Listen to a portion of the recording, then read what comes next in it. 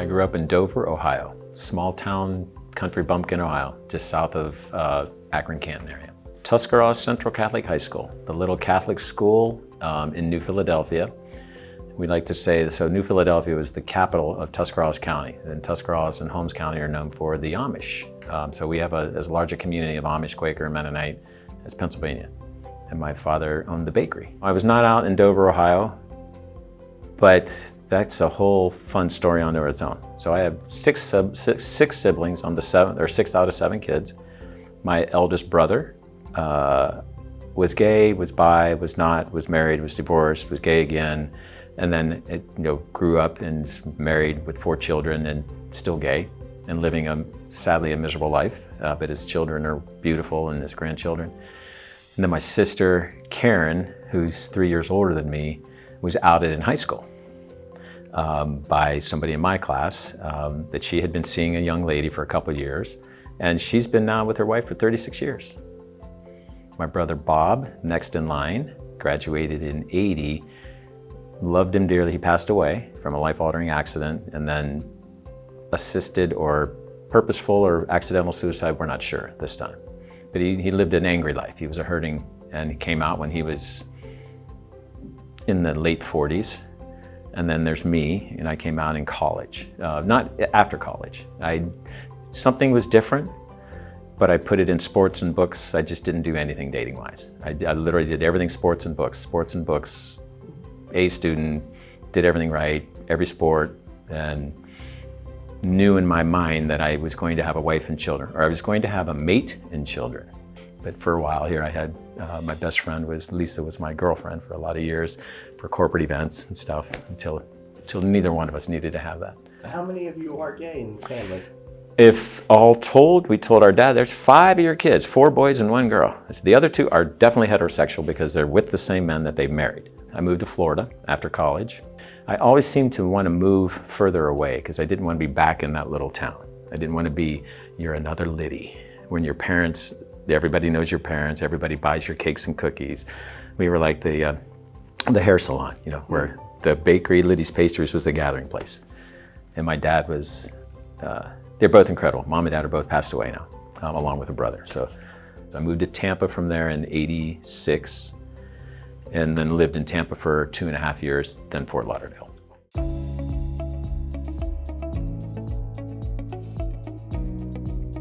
So in Fort Lauderdale, I was very active. I was bowling, I was rollerblading, you name it, I was everywhere, but also spending a lot of time at Cathode Ray bar on Las Olas Boulevard, which was the sports bar. Mm-hmm. And learned that there was this gay bowling thing, so I joined the gay bowling league. And then I was playing softball every night, and then I saw this team in these cute little green hats, GQ hats with sparkly letters and these jerseys against us a few times. Like, oh, that's my kind, and there's no way I'm going to be there or brave enough to be there. So that's that. And then when my co-ed team, I saw the team praying. I said, hey guys, I'll catch up with you later, I walked across the field and stood in the outfield and saw Mike Clemens to my right, who's not here, and who was a big ball player at the time out of Mills Pond, and I had no idea he was gay. And then this Jimmy Stork guy, and he'd asked me, I said, what are you doing here? And he asked me what I'm doing here, and I said, well, you're here. And I said, and that ass is right there. Jimmy, who was just the the epitome of, blonde, blue-eyed, gorgeous man. Mm-hmm. And I said, if you guys are here, this might be fun. Let's give this a shot. So I joined the team, that next week. And that's how it started with gay softball, with me on the Manatease. We started the league, and Jimmy went through it yesterday a little bit, but the rest of it was when we came back from a tournament, we decided, and I've always been a pusher and an organizer and a bus driver. I said, we're gonna split this team up.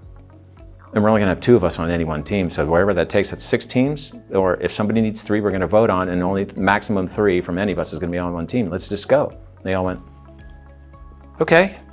So we started our league. I said, I'm Cathode Ray. I already know the guys there, and I'll find a team. So I became a coach, manager, and a starter right off the bat. Jimmy did his thing, and everybody we did separate, and it sucked because we really wanted to play together, but we knew, for the good of the city.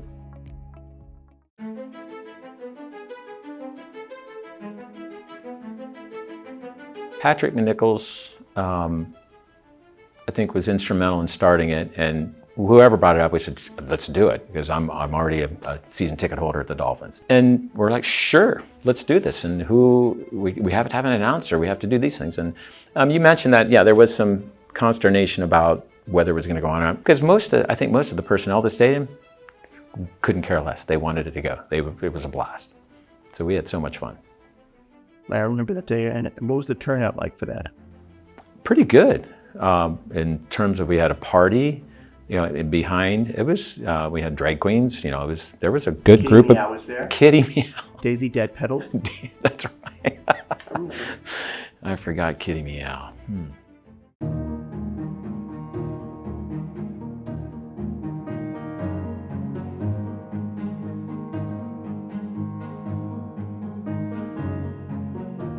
Well, I think the early years, when we moved from SFSL, which was, again, a driver that said, ladies and gentlemen, we should change this, because we've just had this Hurricane Showdown again, and we invited the girls because we started a women's league. And they're like, well, you can't have a tournament on Thanksgiving. I said, well, we can. And we did the first year, 12 teams, mostly local in Orlando and Tampa. I said, how about you guys play the weekend before? The next year, we had 30. I said, and we're going to run a whole week, because we had Don Freeman from the Embassy Suites. I forget the gentleman's name. I think it was Michael Kenny from the Convention and Visitors Bureau lined up, and then Richard Gray from the Guest House. The first time that they started playing well together instead of trying to outsell each other. We said, we're going to have a whole week-long event. We like Don's Hotel, but we're going to need more rooms, because we're actually inviting. We were in the gay games in Australia, and the London boys want to come. They're coming from Europe. Said we could be the first truly international tournament. And I said, we're going to give them rooms for free, and we're going to give them entry into the tournament. And so we had a Canadian team, the London team, and a Mexican mostly team. So we had 4 nations coming to Fort Lauderdale on a Thanksgiving, an entire week of fun. It was the best thing that went. We had the groups coming together and starting to do things.